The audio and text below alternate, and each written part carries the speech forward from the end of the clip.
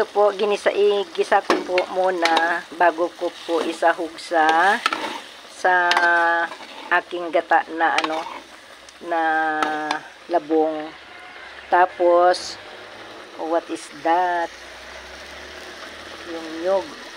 Okay, nyug siya. Tinanggal ko yung kwan ng meron pa siyang kwan ng nyug. So, para po masarap, yung labong ko po na gata ay linagyan ko po ito ng patis, pati itong bawang na na toasted para masarap po siya.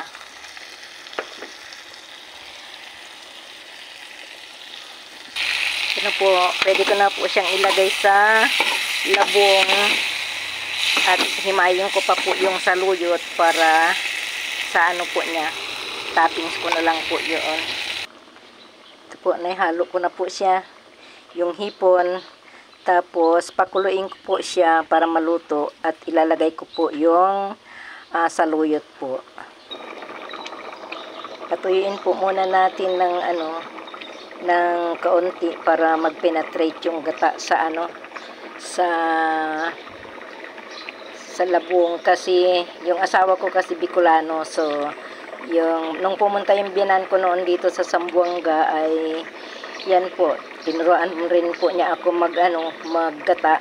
Yung puso, yung tinuro po niya sa akin yung puso ng saging noon, nagbakasyon siya dito. Mga 6 months siya kasi dito sa amin yung biyanan kong lalaki na masyal.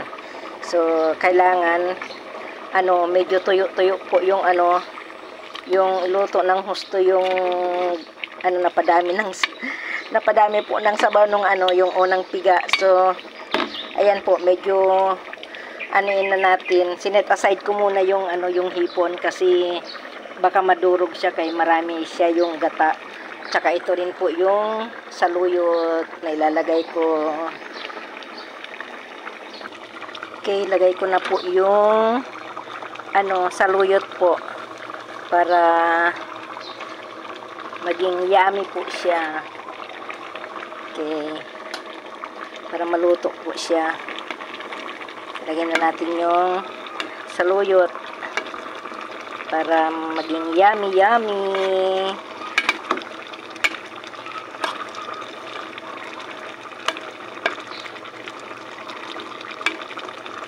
Ayan po. Maluluto na po siya. So, pagdating po ng aking sweetheart ay kakain na po kami. Tingnan natin kung anong masasabi niya dito sa aking luto. Okay, thank you for watching. God bless.